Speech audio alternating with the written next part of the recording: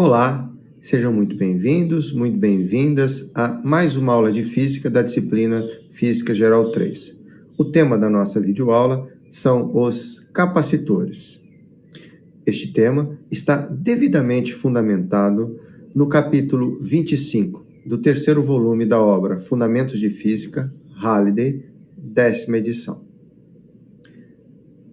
Os capacitores são dispositivos que foram criados para armazenar energia e liberar essa energia de forma muito rápida. A imagem que vocês estão vendo aqui mostra alguns desses capacitores. Vocês podem ver que você tem capacitores de diferentes tamanhos, diferentes geometrias. Isso possibilita que você possa ter diferentes tipos de aplicações para os capacitores, que vão de circuitos retificadores, circuitos conversores, circuitos que auxiliam na partida elétrica de um motor de potência, circuitos que protegem, inclusive, contra oscilações de corrente elétrica. A versão primitiva do capacitor surgiu no ano de 1746, num experimento que ficou conhecido como sendo garrafa de Leyden.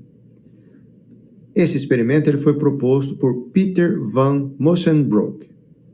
O experimento ele era constituído por uma garrafa de vidro contendo água no seu interior. Essa garrafa era tampada, como vocês podem ver, por uma rolha. Essa rolha era perfurada por uma haste metálica que entrava em contato com a água. Como o experimento funcionava? O operador ele segurava a garrafa com uma das suas mãos e colocava o terminal metálico em contato com o polo de uma máquina eletrostática. Então, neste momento, uma grande quantidade de carga elétrica era acumulada nas paredes da garrafa, do lado de dentro e do lado de fora, com polaridades opostas. A evidência de que a constatação de que carga elétrica efetivamente tinha sido acumulada na garrafa acontecia quando o operador afastava a garrafa de próximo da máquina eletrostática e colocava a mãozinha dele lá no terminal metálico. Pá! Ele experimentava um baita choque decorrente da rápida descarga elétrica da energia que tinha sido acumulada na garrafa. Mas vejam, nós não vamos nos limitar a utilizar o conceito de capacitores apenas a esses dispositivos elétricos. Existem na natureza outros exemplos de situações em que você pode utilizar o conceito de capacitores para poder explicar, como, por exemplo, o campo elétrico que existe na atmosfera da Terra, que é normalmente modelado pelos meteorologistas como sendo um grande capacitor que tem parte da sua energia descarregada continuamente por meio dos relâmpagos. Outro exemplo é a quantidade de carga elétrica que acaba sendo acumulada nos esquis quando você está esquiando na neve seca. O primeiro passo em nossa discussão dos capacitores é determinar a quantidade de carga elétrica que pode ser armazenada pelos capacitores. Essa quantidade é descrita como sendo a capacitância. E a capacitância, por sua vez, está intimamente relacionada com a geometria do capacitor e ao tipo do material dielétrico que é utilizado no seu preenchimento. Vamos lá, então? Dois condutores isolados entre si e do ambiente formam um capacitor. Quando um capacitor está carregado, as cargas dos condutores, ou placas, como são chamados, têm o mesmo valor absoluto Q, e sinais opostos. Uma diferença de potencial elétrico, V, é estabelecida entre as placas. Nessas condições, nós definimos a grandeza física capacitância a partir da razão matemática entre o valor absoluto da carga armazenada pela diferença de potencial estabelecida. Um capacitor de placas paralelas é feito de duas placas de área A, separadas por uma distância D. As cargas da superfície interna das placas têm o mesmo valor absoluto Q e sinais opostos. Nesta configuração, um campo elétrico uniforme é formado na região do entre placas, se o capacitor estiver carregado. Vejam, dá para a gente perceber aqui nas imagens. Nas bordas da placa, o campo elétrico ele não é uniforme. Observem a figura A. Nela, a bateria B, a chave S e o capacitor C e os fios de ligação formam um circuito. O mesmo circuito é mostrado de forma esquemática na figura B, em que os símbolos de bateria, chave e capacitor são usados no lugar de componentes. A bateria mantém uma diferença de potencial V entre os terminais. O terminal de maior potencial é rotulado com o sinal mais e é chamado de terminal positivo. O terminal de menor potencial é rotulado com o sinal menos e é chamado de terminal negativo. Quando um circuito com uma bateria, uma chave aberta e um capacitor descarregado é completado com o fechamento da chave, elétrons de condução atravessam todo o circuito, deixando as placas do capacitor com cargas elétricas de sinais opostos. Vejam, com a chave aberta, o capacitor estava completamente descarregado. A voltagem nos terminais desse capacitor era zero. No momento que a chave foi fechada, então a força elétrica criada pela bateria, pelo campo elétrico criado pela bateria, arranca elétrons da placa positiva e conduzem esses elétrons em direção à placa negativa. Na verdade, a força elétrica realiza trabalho sobre esses elétrons fazendo isso.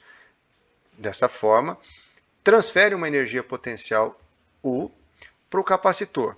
Veja, com a chave aberta, com o capacitor descarregado, a voltagem inicial era zero. À medida que o capacitor foi sendo carregado, o valor da voltagem aumentou para um valor V'. O carregamento vai continuar acontecendo até que o valor dessa voltagem V' se iguale ao valor da voltagem da bateria. Neste momento, não existe mais a migração de carga elétrica entre as placas e o capacitor está completamente carregado. Nós podemos utilizar a lei de Gauss para encontrar uma expressão matemática que forneça para mim a capacitância de um capacitor de placas paralelas. Então, a capacitância de um capacitor qualquer é a relação matemática entre a quantidade de carga Q, que é armazenada, dividido pelo potencial elétrico. Então, para a gente poder fazer isso aí, com o capacitor carregado, nós vamos envolver as cargas da placa positiva por uma superfície gaussiana, semelhante a um paralelepípedo. Veja, nesse momento, o meu vetor diferencial de área, nessa região do capacitor, ele está aqui. Então, de acordo com a lei de Gauss, nós temos que a integral de superfície fechada do produto escalar do vetor E com os vetores dA é igual à quantidade de carga envolvida por ε0. Vejam, nessa configuração, a todo momento os vetores campo elétrico e os vetores diferencial de área são paralelos. Então, com isso, essa integral fechada, ela pode ser escrita na forma escalar, como sendo módulo do primeiro vetor, módulo do segundo vetor, vezes o cosseno do ângulo entre esses dois, que é 0 graus. Isso aqui é igual a carga sobre ε0. Dentro do capacitor, nós temos um campo elétrico uniforme, então o campo é constante e sai de dentro da integral, e daqui eu tenho o E, a integral de superfície fechada, dA é igual a Q sobre ε0. Então, nós já sabemos que o resultado dessa integral fornece para a gente uma área. Tá? Mas que área é essa? É a área que está experimentando o fluxo elétrico. Vejam, no caso da superfície gaussiana que nós utilizamos, nós temos a área da direita, da esquerda área de cima, mas a única área que está experimentando o fluxo é a área de baixo. Então, neste caso, o resultado dessa integral aqui é simplesmente a área que está recebendo o fluxo, que coincidentemente é igual à área das placas. Então, E vezes A é igual a Q sobre ε0. Então, daqui, nós acabamos identificando o valor do campo elétrico produzido na região do entre placas. Então, E, que é igual a Q sobre A ε0. Então, na verdade, esse resultado ele já era conhecido por nós. Nós já demonstramos em aulas anteriores que Q sobre A é sigma, que é a densidade linear de carga. Então, o resultado que a gente tinha encontrado é E, que é igual a sigma sobre ε0. Muito bem. Aí agora, o que nós vamos precisar fazer? Nós já temos o valor de Q. Como é que nós calculamos o valor de Q? Q sai do campo elétrico. Então, o Q é E vezes A ε0. Muito bem. Agora eu preciso calcular o potencial elétrico. Como é que eu vou encontrar o potencial elétrico? Olha, nós já sabemos que a diferença de potencial entre dois pontos dentro do capacitor é igual à integral de caminho do negativo de E escalar ds. Vejam, aqui nós vamos escolher um caminho de integração. Esse caminho de integração vai começar na placa negativa e vai terminar na placa positiva. Além disso, nós vamos tomar como referência o potencial nulo exatamente na placa negativa. Tá bem? Então, daqui nós temos VF menos o potencial de referência, que é zero, é igual à integral que vai do ponto inicial até o ponto final, do módulo do primeiro vetor, módulo do segundo vetor, vezes o cosseno do ângulo entre o vetor E e o vetor ds. Mas vejam, o campo elétrico dentro do capacitor aqui está apontando para baixo. O vetor de caminho ds está apontando para cima. Então, nós temos um ângulo de 180 graus. Então, daqui, se nós fizermos que o potencial VF é o potencial V, então ficamos com V, que é igual. O cosseno de 180 é menos 1. Menos, menos, menos, dá mais. Então, eu fico com a integral de E ds. O campo elétrico é constante e sai para fora da integral. A integral vai de I até F. Então, daqui eu tenho que o potencial elétrico é E vezes a integral de caminho ds. Mas essa integral de caminho ds nada mais é do que a distância entre essas duas placas. Então, se essa distância entre essas placas for d, o resultado dessa integral é simplesmente o caminho percorrido na trajetória de integração. Então, nós temos que V é igual a E vezes D. De posse dessa informação, agora nós podemos calcular a capacitância do capacitor de placas paralelas, que é Q sobre V. A carga nós já calculamos anteriormente, é ε0 E vezes A. O potencial nós acabamos de calcular como sendo E vezes D. Simplificamos o campo elétrico e daqui nós temos que a capacitância do capacitor de placas paralelas é ε0A sobre D. E este aqui é um importante resultado. Nós vamos utilizar esse resultado em outras situações. Nós podemos utilizar esta metodologia que nós acabamos de adotar no caso do capacitor de placas paralelas para também calcular a expressão matemática que fornece para a gente a capacitância de um capacitor cilíndrico. Então, neste caso, nós vamos ter um capacitor cilíndrico de comprimento total L, o núcleo dele positivo com carga elétrica mais Q, uma carcaça negativa com carga elétrica menos Q. O núcleo positivo tem um raio menor A carcaça negativa tem um raio maior B. Vejam, para a gente poder fazer isso daí, o procedimento vai ser o mesmo. A capacitância é a relação da carga pela voltagem. Para eu calcular a voltagem, eu preciso do campo elétrico. E para encontrar o campo elétrico, nós vamos utilizar a lei de Gauss. Para isso, nós vamos envolver o núcleo positivo por uma superfície gaussiana de raio R. Essa superfície gaussiana tem uma geometria cilíndrica, de uma casca cilíndrica de raio R. Então, a integral fechada do produto escalar de E dA, então vejam bem, aqui na superfície gaussiana está o meu vetor diferencial dA. Então, de acordo com a lei de Gauss, a integral fechada de E escalar dA é igual a Q sobre ε0. Vejam, aqui nós temos módulo do primeiro vetor, módulo do segundo vetor, vezes o cosseno do ângulo entre o vetor diferencial de área e o campo elétrico, que são paralelos, então é 0 graus. Cosseno de 0 é 1, então significa que o E é constante e sai para fora da integral. Essa integral que sobrou aqui nada mais é do que a integral que constrói a área que está experimentando o fluxo elétrico. Então, não é a área da tampa de cima da superfície gaussiana, não é a área da tampa de baixo, é simplesmente a área da lateral da superfície gaussiana, que é simplesmente 2πr vezes L. Isolando o campo elétrico na expressão, está aqui. Então, o campo elétrico é Q sobre 2πε0 R sobre L. Agora que eu já conheço o campo elétrico criado no interior do capacitor de geometria cilíndrica, eu vou calcular sua diferença de potencial a partir da integral de caminho que vai de I até F de E escalar dr. Então, para isso, eu preciso escolher um caminho para fazer essa integração. E esse caminho será escolhido da placa negativa com carga menos Q até o núcleo positivo com carga mais Q. Então, temos VF menos VI é igual à integral que vai de B até A de E escalar dr.